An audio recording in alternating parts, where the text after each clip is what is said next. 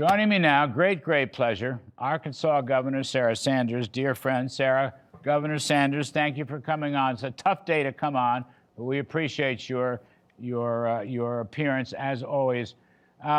Sarah, what's your first reaction to what's going on here? This is supposed to be Christmas and Hanukkah and a happy time, and you know, it's like all these evildoers are trying to snatch happiness from civilized people. What does Governor Sanders think?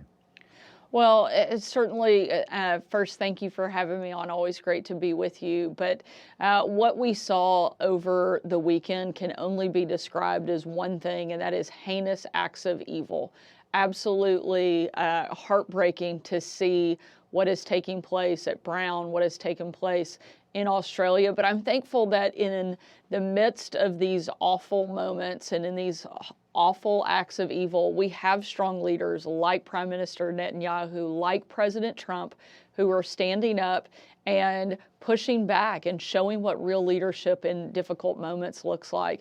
As President Trump said over the weekend, we cannot and we should not allow these moments and these acts allow us to act in fear and to stop celebrating our faith, to stop celebrating and sharing joy and spreading light into a dark world. I think we need it more now than ever. I think people could use a little bit of the Christmas joy over the course of the next several days, more than maybe we ever have before. There have been, I think it's been a tough year for so many people, and certainly this is a time when we need to look for ways to share our faith, to celebrate our faith, and not be afraid to speak out and stand for what really matters. Yeah, I love that, Sarah. You know I do. You know, we can't let the evil Grinch steal Christmas. I don't know who said that. I think it was Dr. Seuss. I would take credit for it, but it's just too well known. We can't let the Grinch steal Christmas. You are exactly right. And people of principle have to stand up. I love when you say that. I mean, Netanyahu stood up. Trump stood up, okay? And this guy in Australia, I don't know who he is. It's some left-wing cabal, won't last long. That's not typical of Australia, which is usually a great country and a great American ally. But Netanyahu gave him hell, Sarah, and I think Bibi was right to do so.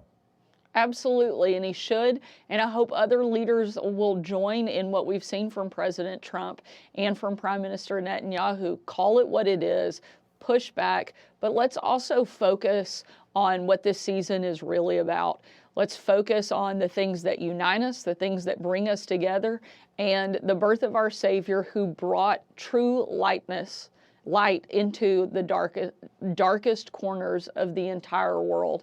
And I think if we can lean into that right now and share that with others, it can be a pretty remarkable thing, especially as we're seeing so many heinous acts take place around the world. Well, you don't have any of that down there in Arkansas. What am I reading here?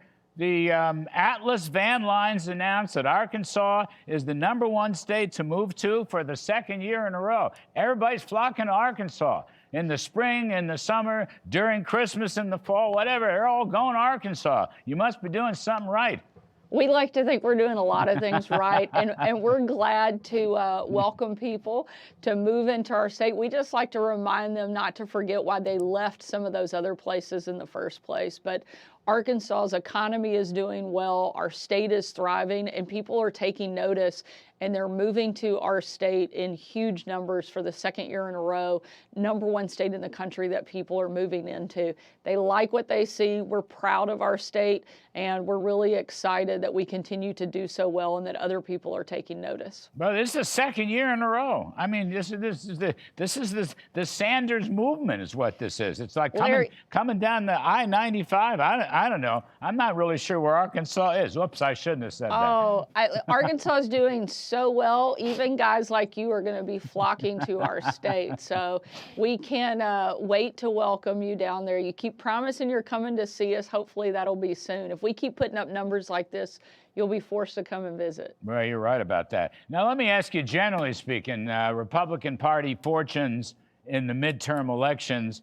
Even Mr. Trump seemed to be wavering slightly in a Wall Street Journal interview. I'm not sure he really believes that. But they've lost a bunch of off-year elections.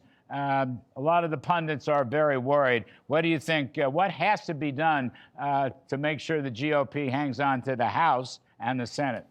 Well, I think one of the big things that we're going to see over the course of the next couple of months is when the impact of one big beautiful bill goes into effect. I think that's going to boost our economy. I think you're going to see people getting more money in their pockets.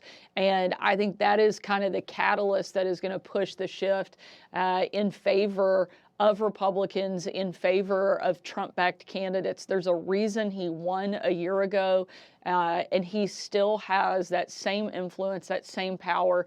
And I think and hope that we're going to see him hit the campaign trail in a big way over the next couple of months and really tell the success story that he has had over this first year. I think when he delivers that message, people start to see the impact of it going into effect in their own lives, particularly in their own pockets. With gas prices going down and things like that, you're going to see Republican numbers move up. And I think President Trump is the best messenger for it. And I hope that he hits the campaign trail in a big, big way, because that's what I think will really help turn the tide and move things in our favor. You know, I agree with you, or tend to agree with all that. My friends at the Committee to Unleash Prosperity, Steve Moore's group, they're saying that the D word, deportations, is hurting, is depressing the Latin vote that came out for Trump in 2024, and that's one of the stories of these off-year elections. I mean, I don't know. One number that I love is 2 million self-deportations. Self-deportations. They can come back in, get online for legal entry if they want. But I guess the Committee to Unleash Prosperity is worried that that Tom Homan and the ICE deportations is doing some damage to Republican support among Hispanics. What do you think about it? At the end of the day, people want to live in safe communities. They want to know that there is law and order. They want to know that their streets are being protected. And that's what President Trump has done.